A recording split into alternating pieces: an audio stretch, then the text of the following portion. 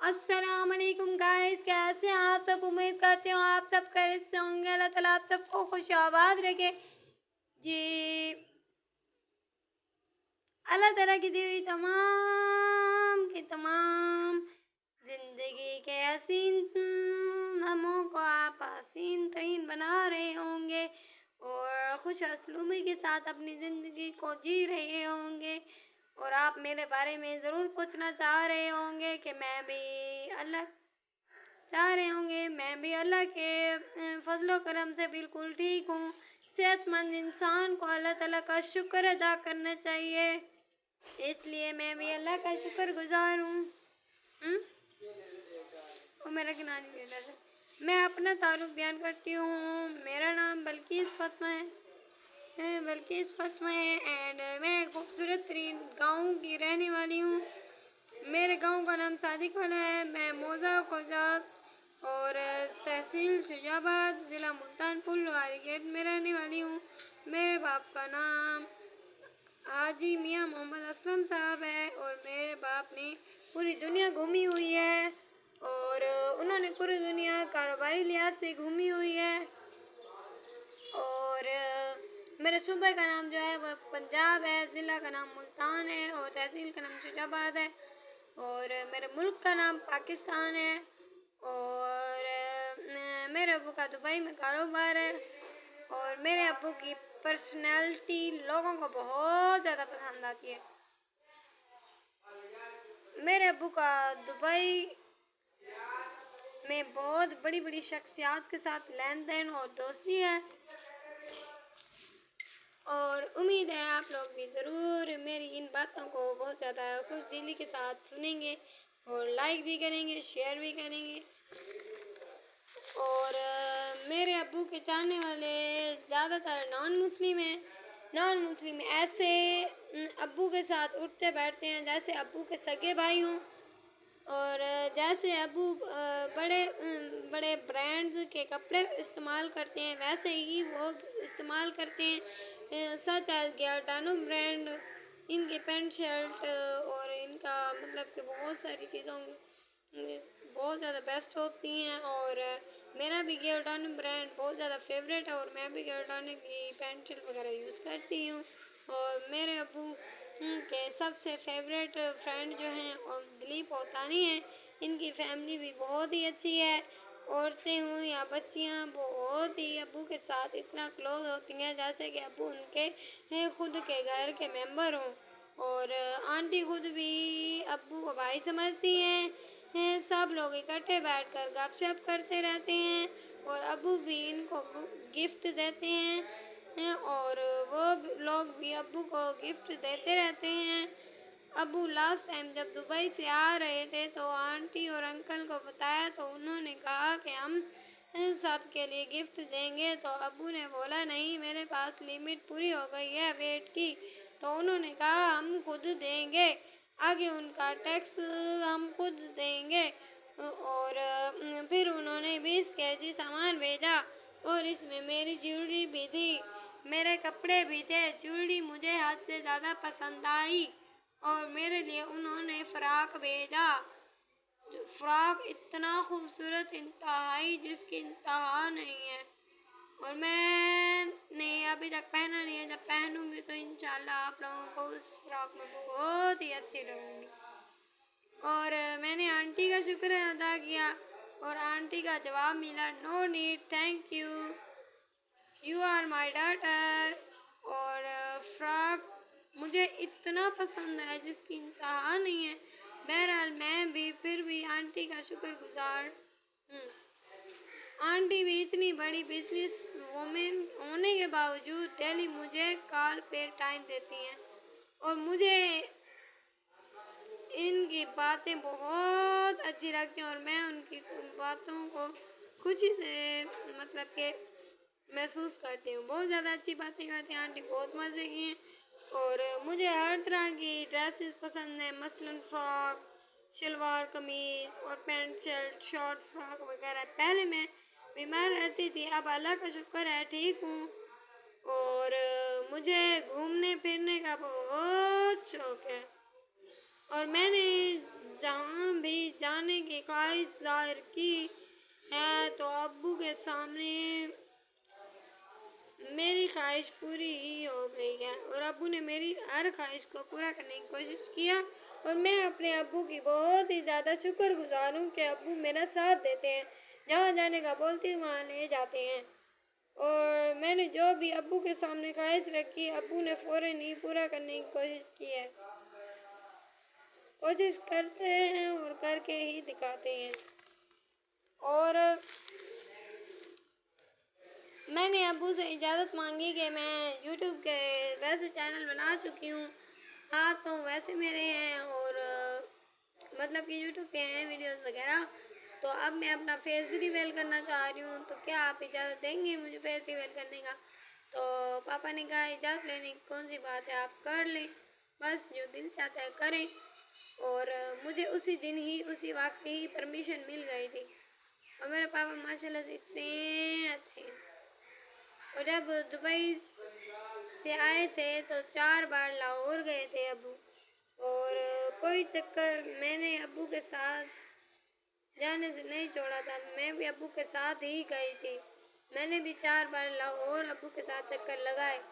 पहली बार हम लोग 4 दिन रहे लाहौर में और दूसरी बार 3 दिन रहे, तीसरी बार हम लोग 3 दिन रहे और उसके बाद चौथी बार 4 दिन लाहौर में रहे। लाहौर में मैंने सफारी ज़ू को विज़िट किया जो कि इंतहाई खूबसूरत और साफ़ सुथरा और दिलकश नज़ारे वाला था। और उसके बाद हमने इसका फुल विज़िट का टिकट लिया तो एंट्री से ही फ़ौरन टिकट मिलती है तो वहाँ से हमने टिकट लिया तो टिकट हमारा आया था पूरे 800 का फुल टिकट का। मतलब कि फुल विज़िट करने के लिए टिकट लिया तो हमारा 800 का आया। हम लोग सारे मिल मिला के हमारे 4800 की टिकटें आई थी जो हम लोग गए थे एंट्री के लिए। तो वहाँ पर हमें एक बस ओपन पर पिक किया गया, पिक एंड ड्रॉप उसी ओपन बस में था। सफ़र नहायत ही आरामदेह लग रहा था और इसमें हम चलती हुई बस में मतलब के हिल भी नहीं रहे थे, मतलब कि कोई अलावा नहीं आ रहा था बस की वजह से और धक्के भी नहीं लग रहे थे। बस के ड्राइवर अंकल बहुत ही शरीफ और बुज़ुर्ग थे। उन्होंने हमें हर तरह की इन्फॉर्मेशन से गाइड किया और सब से बेहतरीन बात बताऊं मैं, उन्होंने बैठते ही सबको तमीज़ के साथ सलाम किया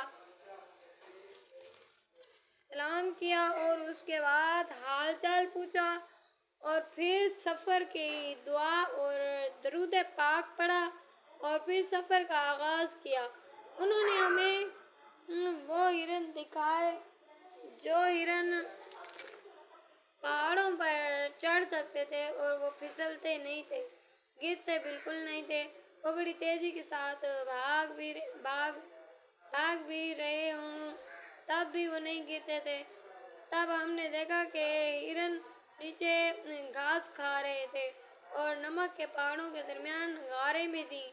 और जब हमने इन हिरन को घास खाते देखा तो ड्राइवर अंकल ने बोला कि आप लोग सारे नीचे उतर के इनको भगा कर देख लो, मेरी बातें सच्ची होंगी और आप लोग ज़रूर गौर करके देखना कि कोई हिरन नीचे नहीं गिरेगा, सारे तेज़ी के साथ ऊपर चढ़ जाएंगे।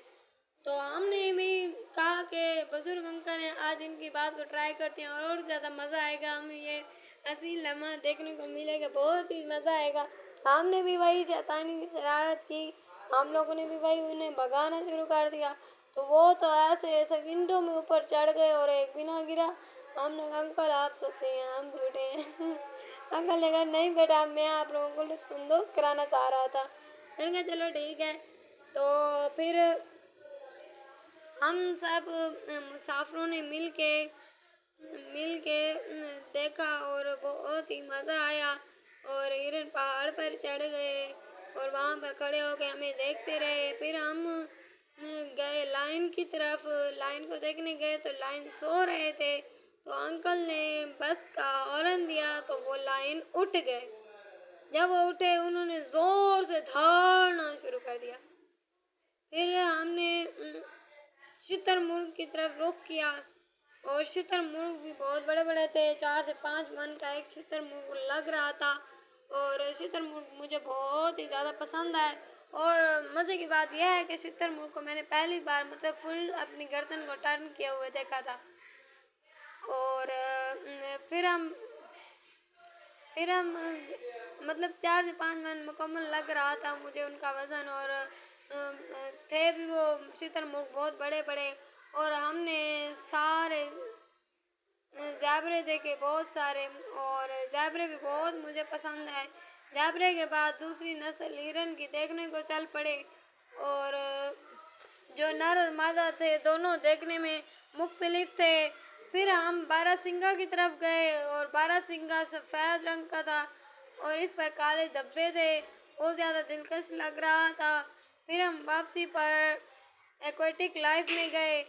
इसमें हमने मुख्तलिफ फिशेस देखी जो कि देखने में सांप लग रही थी। फिर वो असल में छोटी छोटी मछलियाँ थी और हम समझे सांप हैं। जब मैंने ऊपर पढ़ा नाम तो वो फिशेस थी, उनके नाम कॉमन नाम भी लिखे हुए थे और साइंटिफिक नेम भी लिखे हुए थे। फिर हम आए लाइफ ऑफ बर्ड्स की तरफ आए तो उनको देखकर भी बहुत ही अच्छा लगा।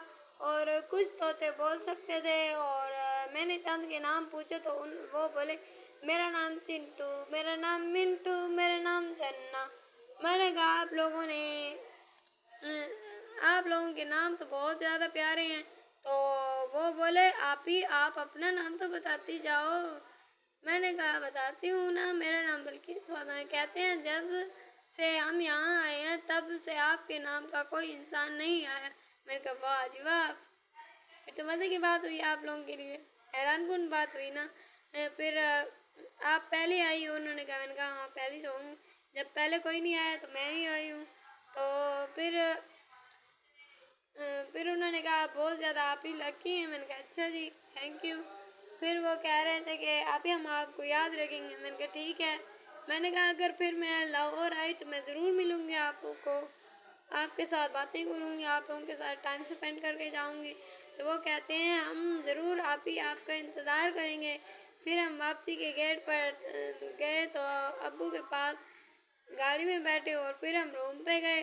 और एक दिन दाता दरबार में गए तो जा रहे थे, वहाँ रास्ते में हमारी कार फुटपाथ पे जा लगी और वो थोड़ा सा डेंट पड़ गया, लेकिन नुकसान नहीं हुआ था।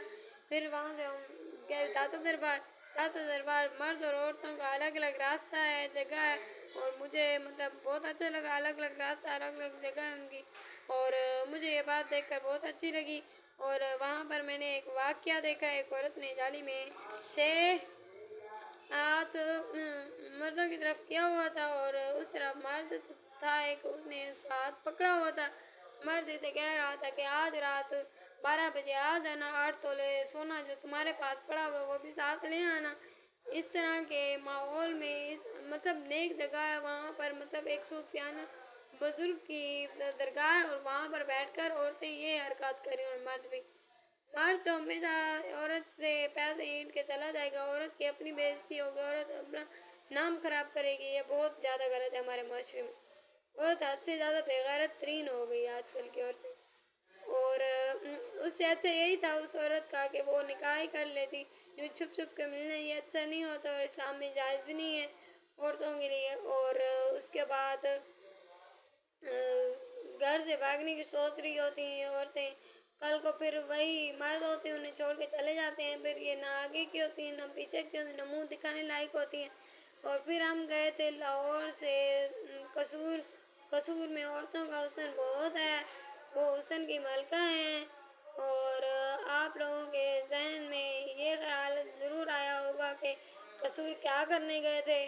तो मैं बताती हूँ कि कसूर हम बाबा बुल्ले शाह दरबार के अंदर गए थे, मतलब दरबार में गए थे। और दरबार में हमें जाकर बहुत ज़्यादा अच्छा लगा।